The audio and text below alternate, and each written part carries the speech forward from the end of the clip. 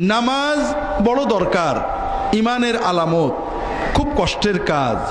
রোজা কষ্টের কাজ, যাকাত দেওয়া, নিজের হালাল উপার্জনের টাকা মানুষকে দিয়ে দেওয়া খুবই কষ্টের কাজ।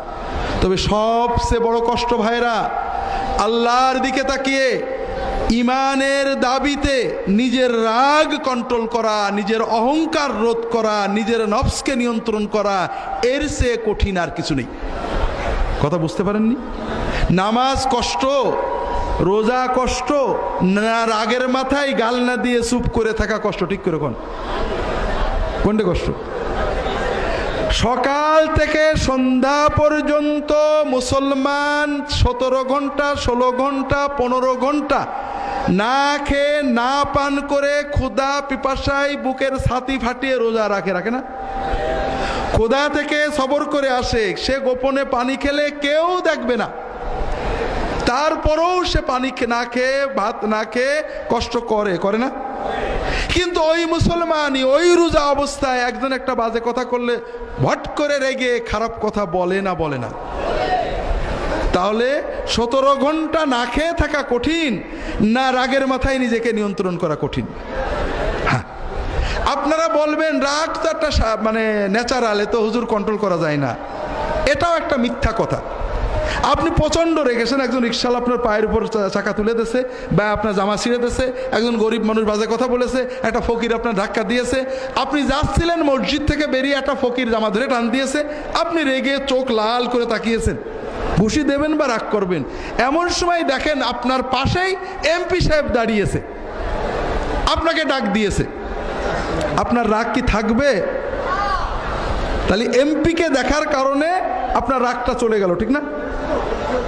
আপনি ঘরে বউয়ের সাথে অথবা আপনার বউ স্বামীর সাথে ঝগড়া করছে, রাগ একেবারে চোখ লাল হয়ে গেছে প্রচন্ড। এমন সময় দেখেন ঠক করে দরজায় কেউ কি করছে, ঠক করছে, নক করছে। আপনি রাগে চোখ ফুলিয়ে কে বিরক্ত করে এই অসময়ে দরজা খুললেন, দরজা খুলে দেখেন আপনার বস দাঁড়িয়ে আছে, রাগ তো থাকবে? রাগ থাকবে তো? থাকবে না।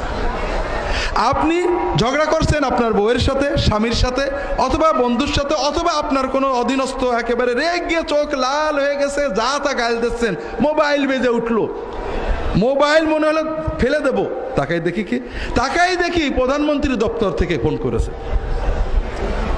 রাগ থাকবে? থাকবে না? থাকবে না। তাহলে আমরা যে বলি রাগ দমন করা যায় না, এটা মিছে কথা। রাগ খুব দমন করা যায়। কথা হলো আপনি কাকে দেখে দমন করবেন, এমপিকে দেখে, বসকে দেখে, প্রধানমন্ত্রীর দপ্তরের মোবাইল দেখে, নাকি আল্লাহকে দেখে রাগ বন্ধ করবেন? এইটা হলো ইমান। কথা বুঝতে পেরেছেন? যখন আপনার ইমান সবসময় অ্যাক্টিভ থাকবে, প্রচন্ড রাগ হয়েছে, চড় মারতে কিল মারতে মন চাচ্ছে, গাল দিতে মন চাচ্ছে, কিন্তু আল্লাহ দেখছে, বেফাস কথা বললে রাগ করবে। আল্লাহ কুরআন কারিমে বলেছেন, ওয়াসারিউ ইলা মাগফিরাতিম মির রাব্বিকুম ওয়া জান্নাতিন আরদুহাস সামাওয়াতু ওয়াল আরদু উইদ্দাত লিল মুত্তাকিন। তোমরা দৌড়াও সেই জান্নাতের দিকে, তোমরা দৌড়াও সেই জান্নাতের দিকে যে জান্নাত আসমান জমিনের মতো প্রশস্ত। সেই জান্নাত আল্লাহ বানিয়েছেন মুত্তাকিদের জন্য। সেই মুত্তাকি কারা? টুপি, জুব্বা, পাগড়ি, তাহাজ্জুদ কোনোটাই রাসূলুল্লাহ আল্লাহ কোরআনে বললেন না। কোন মুত্তাকি?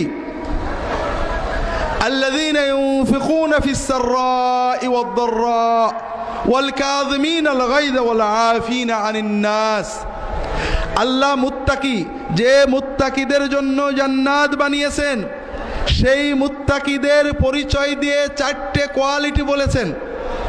1 নম্বর হলো তারা অভাব থাক আর সচ্ছল থাক, দারিদ্র থাক আর সম্পদ থাক, সবসময় যতটুকু পারে আল্লাহর পথে ব্যয় করে। ব্যয় করে মানে কি? দরগা মাজারে সিন্নি দেয় না, ব্যয় করে কিভাবে? আল্লাহ কোরআন অন্য জায়গায় বলেছে, কুল মা আনফাকতুম মিন খাইরিন ফালিল ওয়ালিদাইনি ওয়াল আকরাবিন ওয়াল ইয়াতামা ওয়াল মাসাকিন ওয়া ইবনিস সাবিল। তোমরা যদি ব্যয় করতে চাও, ব্যয় করবে কি? আগে মা বাবার জন্য। তোমার সব ব্যয়ের বড় ব্যয় হবে মা বাবার জন্য। এরপরে যদি কিছু থাকে মা বাবার পরে আত্মীয় স্বজন, এতিম, বিধবা, দরিদ্র, অসহায়, মুসাফির, এদের জন্য ব্যয়কে আল্লাহ কোরআনে ব্যয় বলেছেন। কথা বোঝেননি? যে যারা সচ্ছল হোক আর দরিদ্র হোক, সকল অবস্থায় ব্যয় করে। এইটা বলে না আরে গরিব মানুষ কি দেব, বড় লোক হই দেব না, 2 টাকা আছে 1 টাকা দেয়, 2 লাখ আছে 1 লাখ দেয়। সব সময় চেষ্টা করে মানুষের কল্যাণে, প্রথমে পিতামাতা, নিজের পরিবার, সন্তান, স্ত্রী, এরপরে আত্মীয় স্বজন, পাড়া প্রতিবেশী, সমাজের দরিদ্র, অসহায়, বিধবা, এই রকমভাবে সে মানুষের জন্য ব্যয় করতে থাকে। ওয়াল কাযিমিন আল গাইজা, দ্বিতীয় কোয়ালিটি, দ্বিতীয় বৈশিষ্ট্য আল্লাহ বললেন, যারা রাগ দমন করে, ক্রোধ সম্বরণ করে, ওয়াল আফিনা আনিন নাস, মানুষদেরকে মাফ করে। আল্লাহ জান্নাত বানিয়েছেন, তাদের 3টে কোয়ালিটি গেল। আল্লাহ রসুল সাল্লাল্লাহু আলাইহি ওয়াসাল্লাম অন্য একটা হাদিসে বলছেন, আব্দুল্লাহ ইবনে ওমর রাদিয়াল্লাহু তাআলা বর্ণিত, ইমাম সুয়ুতি এনেছেন জামে সগীরে, শেখ মোহাম্মদ নাসিরউদ্দিন আলবানী হাসান বলেছেন, আল্লাহ রসুল সাল্লাল্লাহু আলাইহি ওয়াসাল্লাম বলছেন, মান কাযামা গায়যান ওয়া হুয়া ইস্তাতিউ আন ইউনাফিযাহু মালা আল্লাহু কলবাহু আমনান রাদান ইয়াউমাল কিয়ামা। যদি কারো রাগ হয়েছে, এমন মানুষের উপরে রাগ হয়েছে যেখানে রাগ ঝাড়া যায়, রাগটাকে এক্সিকিউট করা যায়, স্ত্রীর উপরে, স্বামীর উপরে, ছেলের উপরে, মেয়ের উপরে, ছাত্র ছাত্রীর উপরে, নিম্ন কর্মচারীর উপরে, গরিব মানুষের উপরে, দুর্বলের উপরে, যাকে রাগ ঝেড়ে দেওয়া যায়, এই রকম কারোর উপরে যদি কারো রাগ হয়, এরপরও ঝেড়ে দেওয়ার, শাস্তি দেওয়ার, গাল দেওয়ার সুযোগ থাকা সত্ত্বেও সে রাগ দমন করে, মাফ করে দেয়, কিয়ামতের দিনে যেদিন সবাই উৎকণ্ঠিত থাকবে, রাসূলুল্লাহ সাল্লাল্লাহু আলাইহি ওয়াসাল্লাম বলছেন, কিয়ামতের দিনে আল্লাহ তাআলা তার অন্তরটাকে শান্তি, নিরাপত্তা, তৃপ্তি দিয়ে ভরপুর করে দেবেন। যে মুত্তাকিদের জন্য আল্লাহ জান্নাত বানিয়েছেন, সেই জান্নাতে যাওয়ার মুত্তাকিদের চতুর্থ কোয়ালিটি হলো যে তারা গুনাহ করে। তারা কি করে? বড় মজার ব্যাপার না? والذين إذا فعلوا فاحشة أو ظلموا أنفسهم ذكروا الله فاستغفروا لذنوبهم ومن يغفر الذنوب إلا الله ولم يصروا على ما فعلوا وهم يعلمون। মুত্তাকি হওয়ার মানে নিষ্পাপ, বেগুনাহ হয়ে যাওয়া না। আপনি নিয়ত করলেন আমি অজু সহ থাকবো, আমি আর অজু ছাড়া থাকবো না, তার মানে আপনার কোনোদিন অজু ভাঙবে না নাকি? ভাঙবে? ভাঙার সঙ্গে সঙ্গে কি করতে হবে? অজু করে নিতে হবে। ভাই, মানুষ নফসের প্ররোচনায়, শয়তানের প্ররোচনায় গুনাহ করে ফেলতে পারে।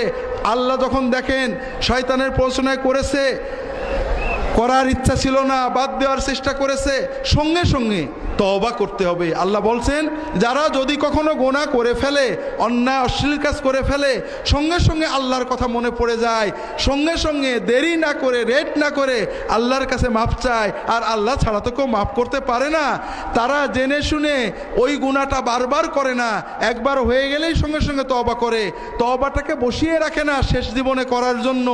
এই রকম যারা মানুষ, তাদের জন্য আল্লাহ জান্নাত বানিয়ে রেখেছেন। আল্লাহ কোরআন কারিমে অন্য জায়গায় বলেছেন, ইন্নামাত তাওবাতু আলাল্লাহি লিল্লাযিনা ইয়ামালুনা সুআ বিজাহালাতিন থুম্মা ইয়াতুবুনা মিন করিব। যারা আল্লাহ তওবা কবুল করবেনই, আল্লাহর দায়িত্ব হলো তাদের তওবা কবুল করা। যারা একটা গুনাহ করে ফেললেই তাড়াতাড়ি তওবা করে আল্লাহর কাছে বলে, আল্লাহ আর করবো না, মাফ করে দাও, আল্লাহ এদের তওবা কবুল করবেন, এটা নিজের দায়িত্ব হিসেবে নিয়েছেন। وليست التوبة للذين يعملون السيئات حتى إذا حضر أحدهم الموت قال إني تبت الآن ولا الذين يموتون وهم كفار।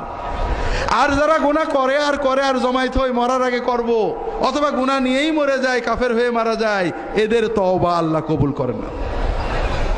হ্যাঁ, মরণ পর্যন্ত তওবা কবুল হবে, কিন্তু আপনি জীবনের সব গুনাহ জমায়ে রাখবেন না। আপনি প্রতিটি গুনাহ করার সঙ্গে সঙ্গে তওবা করবেন, শেষ জীবনে যেগুলো হবে, মরার একেবারে শেষ নিঃশ্বাস, ঘড়ঘড়ির আগ পর্যন্ত আল্লাহ কবুল করবেন। কিন্তু আমরা যেটা করেছি ভাইরা, আজীবন নিশ্চিন্তে গুনাহ করি, মরার আগে হুজুরের ডেকে এনে তওবা পড়ি। ভাই, আর যাই করেন, আমাদের যাই দেন হাদিয়া তোহফা, আপনাদের কোনো লাভ হচ্ছে না। আপনারা ঘরে বসে যখন যে গুনাহ হবে তওবা করবেন, হুজুরের কাছে আসবেন, তওবার মহব্বত, তওবার আবেগ তৈরি করবেন, আর সবসময় কোনো গুনাহ পিছিয়ে রাখবেন না। আল্লাহ কবুল করে নিন, আমিন।